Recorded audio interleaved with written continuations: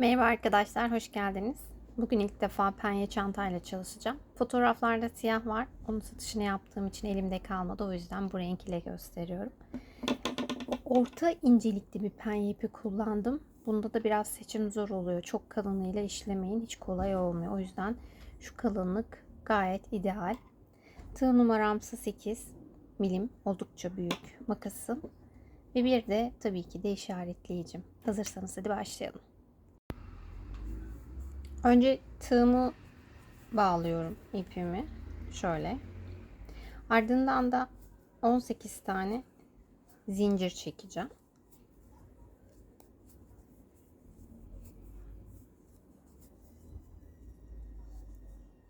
Bu şekilde. 18 tane zinciri çektim. Bu şekilde. Şimdi tabanını yapıyoruz. Bir tane zinciri atlayıp bir sonraki zincirin içine bir tane daha sık iğne yapıyorum ve işaretleyicimi buraya takıyorum.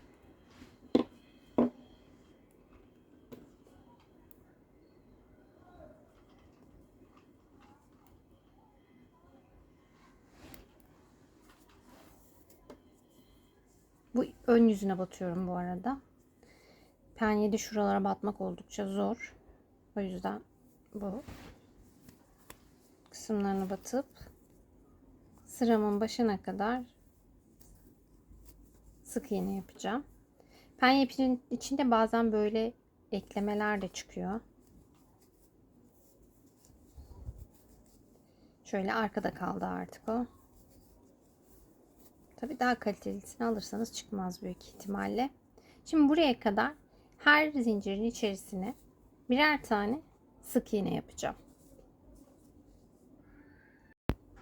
En son zincirin içine de battım. Toplamda 17 tane sık iğne oldu.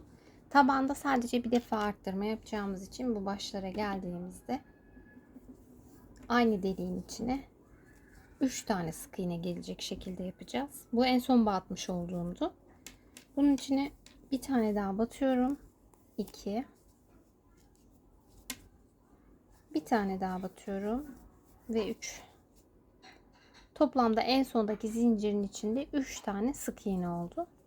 Ardından diğerlerinin çok pardon, yanlış yere battım. Şöyle. Hepsinin karşısına birer tane daha sık iğne batıyoruz.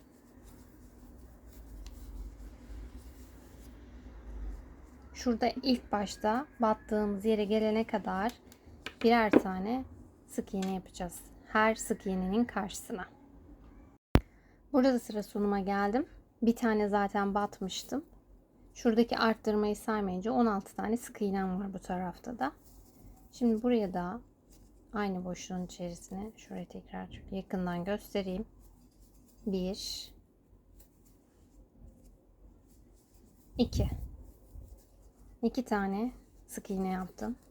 Ardından bu işaretleyicimi çıkartıyorum. Tepesindeki başa ilmek kaydırma yapıyorum ve sıramı kapatıyorum. Bu bizim çantamızın tabanını oluşturacak. Penye çanta ipi de biraz böyle elinize forma sokmanız gerekiyor. Ya da benim kullandığımda öyle bir durum söz konusu. Tabanımızın genişliği 22 santim. Daha arttırma yapmayacağız. Bu sıranın üzerine doğru ilerleyeceğiz. Şimdi 1-2 sırayı beraber yapalım istiyorum. Şimdi burası bizim ilmek kaydırmayla birleştirdiğimiz yer. Bir tane zincir çekiyorum.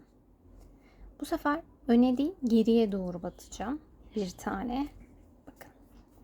Şuradakine batacağım. Ve bir tane sık iğne yapacağım. Ardından konuşamadım. İşaretleyicimi de ip kalın olduğu için işaretleyici küçük geliyor bu arada. Ya da şuraya takalım. Biliriz nereden yaptığımızı. Bir sonraki ilmek kaydırmayı buradan yapacağız.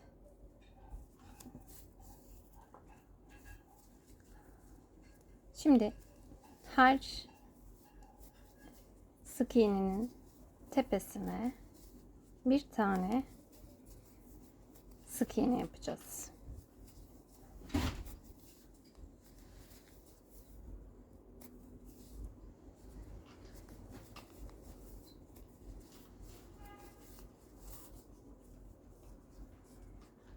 Buraya gelene kadar aynı işlemi uygulayacağım. Burada birleştirmeyi de beraber yapalım istiyorum. Şimdi burada sıramın sonuna geldim. Şuradaki boşluğa batmıyoruz. Çünkü bunun ilk çekmiş olduğumuz zincirin kökü olduğu için. Burada işaretleyicimizi koyduğumuz yere ilmek kaydırma yapıyoruz. Ve bir tane zincir çekiyoruz. Şimdi burası bizim çantamızın dış yüzeyi. Burası da iç yüzeyi. Elimizde ara ara bu formu vermemiz gerekiyor. Şimdi üst sıraya başlarken artık geriye doğru batmıyoruz. Öndeki sık iğnenin içerisine bir tane batıyoruz ve işaretleyicimi tekrardan kalın olduğu için tek bir kanadına koyuyorum. Her sık iğnenin tepesine birer tane sık iğne yapıyoruz. Tüm sıra boyunca aynısını tekrarlayacağım. Buraya geldiğimizde burayı da beraber birleştirelim istiyorum. Çünkü şuradaki zincirin kökündeki sık iğneye batmamamız gerektiğini tekrar hatırlatacağım. Çünkü şuradan bitireceğiz ve burada ilmek kaydırmamızı yapacağız. Buradaki bu sık iğnenin kökü olduğu için. Şimdi ben bu sıramı tamamen buraya kadar dönüp buraya gelip beraber yapalım istiyorum. Sıramın sonuna geldim. Sıramın başında bahsetmiş olduğum yer tam da şurası. Buraya batmıyoruz. İşaretleyicimizi çıkartıyoruz.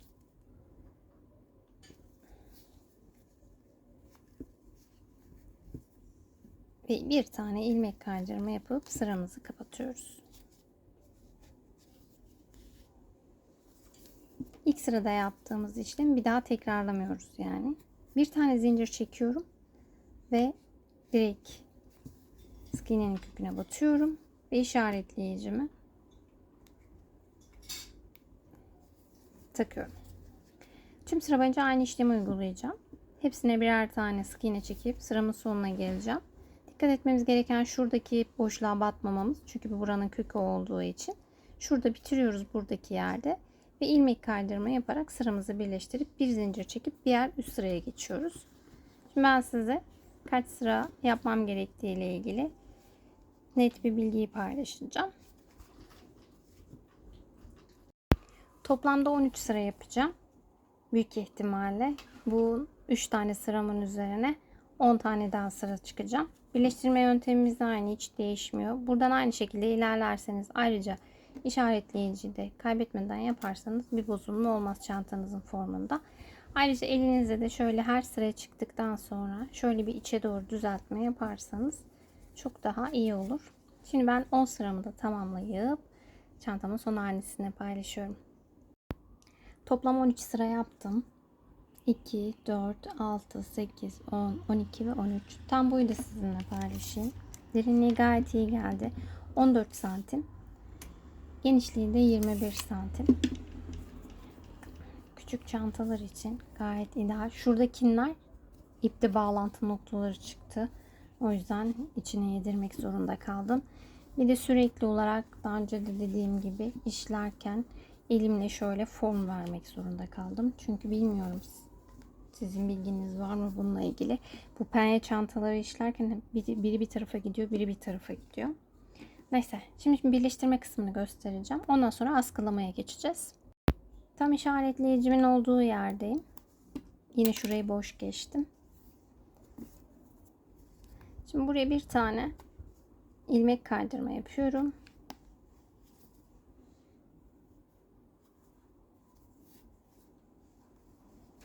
Bir tane de zincir çekip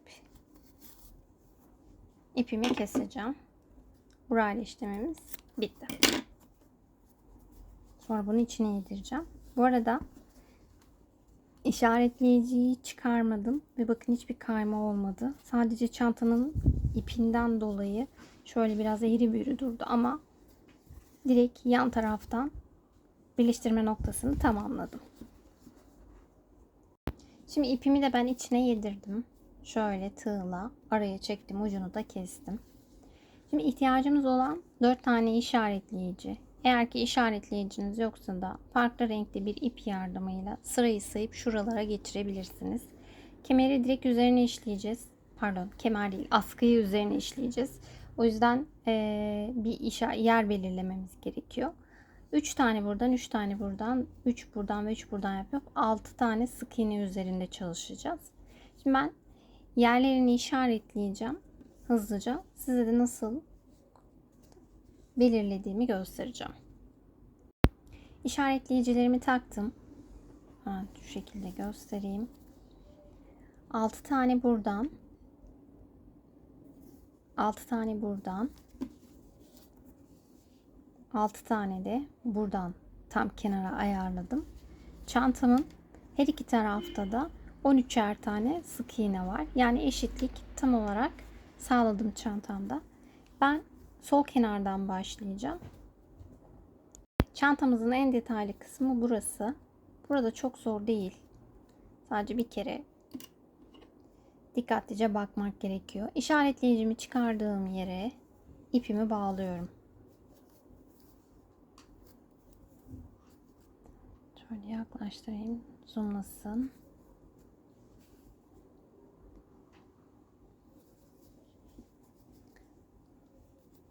Bu işaretleyicimi çıkardığım yerde bir tane buraya bağladım. Bu köke batmıyorum. Bir sonrakine batıyorum. 2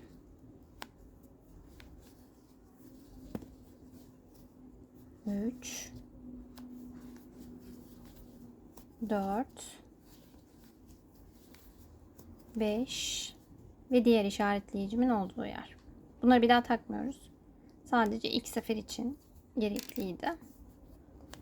Ve 6.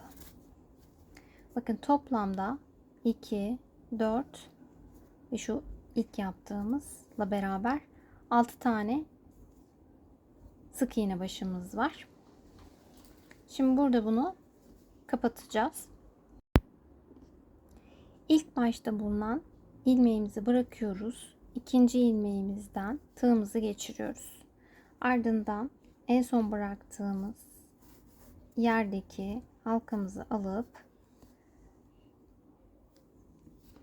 bu kısımdan geçiriyoruz. Yani şu baştakini saymıyoruz ve bir de en sonda yapmış olduğumuz başağı artık saymıyoruz. Toplamda 3 tane başak üzerinden ilerleyeceğiz. Sık iğne üzerinden 1, 2 ve 3 şeklinde.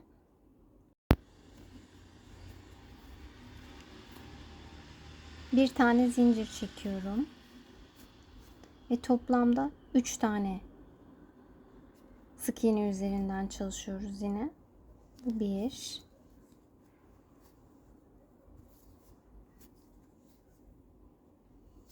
2 ve bakın buraya batmıyoruz. 3. ve 3. Şunu birazcık yukarıda bırakıyoruz. Çünkü bir alt sırada yaptığımız işlemi yapacağız. Şimdi burada 1, 2, 3 bir de zincir çekerek oluşturduğumuz bir başak vardı. Buna batacağız. Birazcık şöyle genişletelim. Buraya batıyoruz.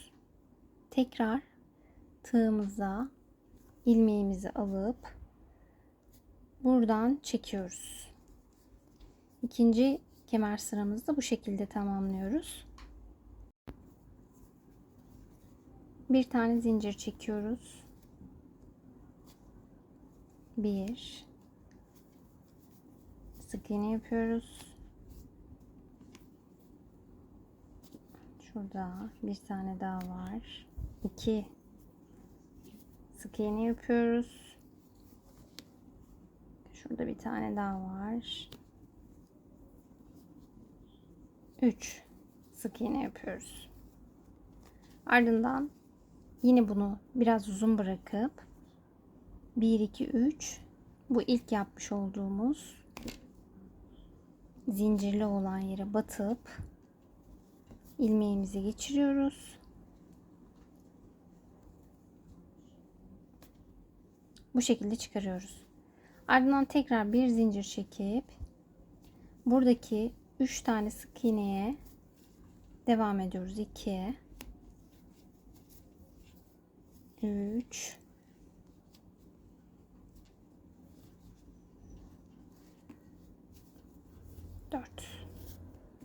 4 tane oldu. Tekrar aşağı iniyoruz. Bakın. Şöyle göstereyim. 1, 2, 3 ve şuradaki. Bu bizim ilk zincir çektiğimiz başak oluyor. Bu şekilde. Ve tekrar kaydırma yapıyoruz. Ardından bir zincir çekiyoruz. Burada 3 taneydi. Dönerek yapıyoruz sürekli. Askımızı, bu arada ben kemer diyorum, yanlış anlamayın. Yanlışlıkla çıkıyor ağzımdan. 2. Bir tane de şurada var. 3. Boş bırakıyoruz ve sonra şuradaki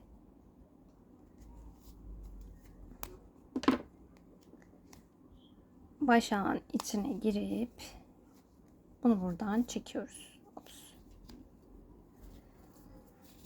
Bazen böyle kaçabiliyor. Pes etmeyin. Çok güzel oluyor. Sonuç. Şunu şuradan bağlayayım. Tekrar yapmış olalım en azından. Bunu buraya batırıyorum.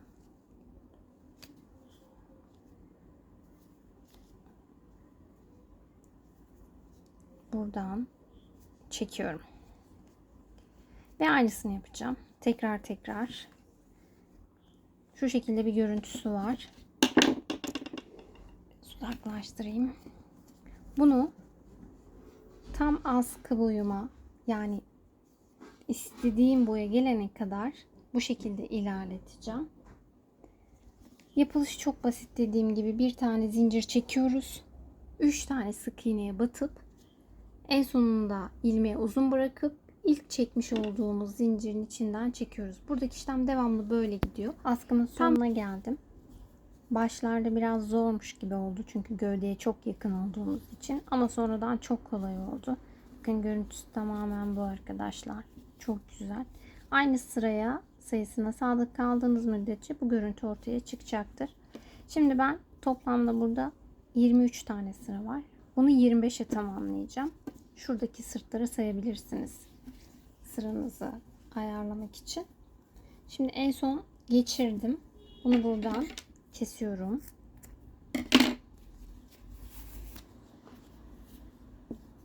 Şöyle sıkıştıralım. Şimdi buradaki tarafı da burada yaptığımız gibi alt gövdeyi yapacağız. Yine bu tarafından başlayacağım. İşaretleyicimi çıkartıyorum. İpimi bağladım. 1. Sonra sayıyoruz. 2, 3. Bura bizim birleştirme yerimizde, o yüzden biraz zor olabilir. 4, 5. Bu işaretleyicimizi de çıkartalım. Ve 6. Toplamda 6 tane oldu. Toplam 6 tane başağımız var burada. Şunu saymıyorduk. Diğer sırada yaptığımız gibi. İkincisinden giriyorduk. Biraz sıkıştırıp çekip yuvarlığa veriyorduk buraya.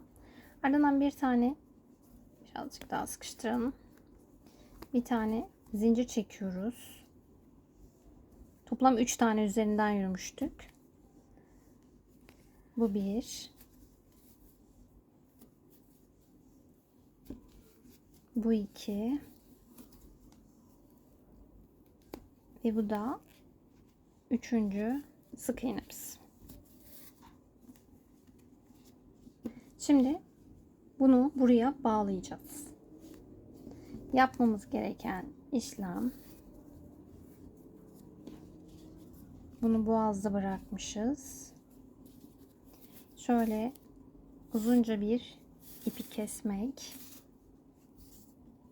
Sıkı bir bağlama olsun. Buradan keselim. Bunu buradan sıkıştıralım. Şimdi tam karşısına denk gelecek şekilde çalışacağız. O yüzden ince bir tığla yanınızda bulundurun ya da iğneyle de büyük bir etamin iğnesi, yorgan iğnesi de kullanabilirsiniz. Şimdi buradakileri sıra sıra karşılarına denk getireceğiz.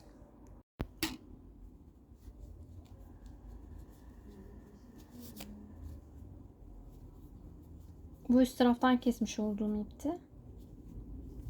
Askımın üst kolunda. Bunu şöyle içine yediriyorum. İsterseniz siz ucunu bağlayıp kesebilirsiniz de.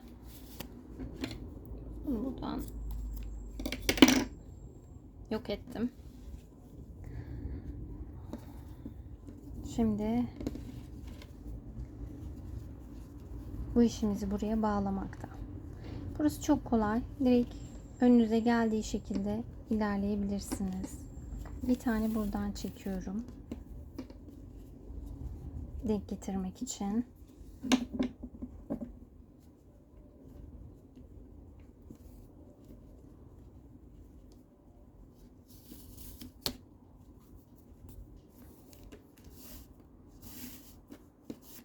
Bir tane de buradan. Yani bir üst bir alt şeklinde ilerliyorum burada.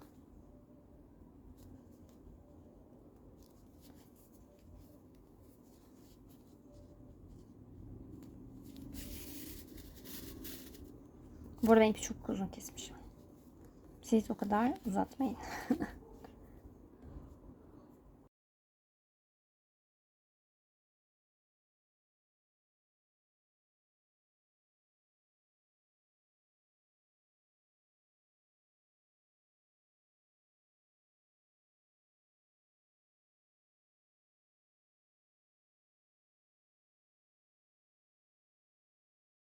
Oldu.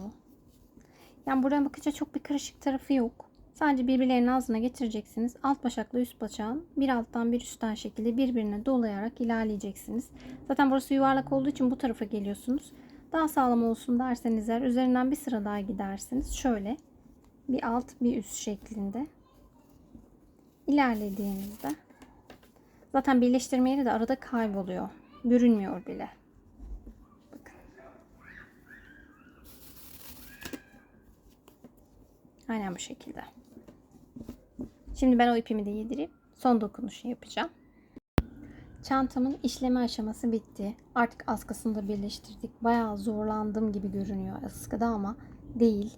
İnanın şuradan yukarıya çıktıktan sonra gayet kolay oluyor. Buradaki yöntemde söylediğim gibi sık iğneleri birbirine denk getirip ipi aradan geçirdiğiniz zaman bakın hiç de birleştirme belli olmuyor. Gayet de güzel oldu.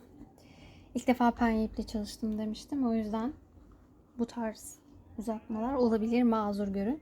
Şimdi bu çanta normalde böyle çok basit duruyor. Ben kumaş satan yerlerden şunlardan aldım. Bunu hemen göstereyim. Bu basit penye çantayı güzelleştirecek olan bir parça buldum. Bakın.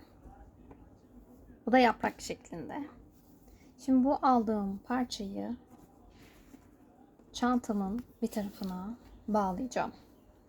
Ve bir anda çantamın tüm havası değişecek.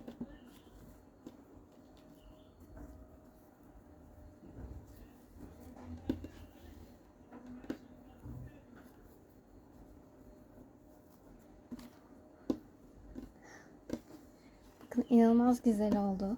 Siz de bu tarz şeyler bulup bağlayabilirsiniz. Kurdele gibi şeylerden bahsediyorum. Çünkü çok basit düz işlenmiş penye çantaya çok güzel bir görüntü sağladık. Siyah çantada çok daha güzel duruyor. Burada tam ölçüyü de söyleyeyim. İçine ne sığar ne sığmaz siz de görün. 14,5 santim. Yani tam şurada bıraktım. 14,5. Enim ise yine 21. Bu benim telefonumun boyu. 17 santim. ve telefonun içine çok rahat bir şekilde sığıyor. İsterseniz ağzına çıt çıt da yapabilirsiniz ama ben yapmadım. Oldukça sert, zaten içinden bir şey düşecekmiş gibi bir hali yok çantanın. Şimdi ip ne kadar kullandım diye söylemem gerekiyor. Benim kullandığım yumaklar şu şekildeydi. İlk başta göstermiş olduğum yumak da bunun içinden çıkandı. Bunların toplamda gramajı yazmıyor. Metreyle satıyorlar. Ama ben yine size doğru bilgi olması adına gramını da söyleyeyim. Ne kadar kullandığımı. Toplam 237-36 gram. Şöyle tam koyayım. Aynen 239 gram ip kullanmışım bununla ilgili. İzlediğiniz için çok çok teşekkür ederim. İlk penye çanta deneyimim beraber paylaştık. Yapımı gövdede oldukça kolaydı. Askılama sizi korkutmasın. Ben böyle yapmam diyorsanız direkt hazır bir askıda alıp takabilirsiniz penye çantanıza. Şunları almayı ihmal etmeyin. Bunlar çok güzel. Ve inanın çok çok uygun fiyata satıyorlar. Kendinize çok çok iyi bakın. Hoşça kalın. Bye bye.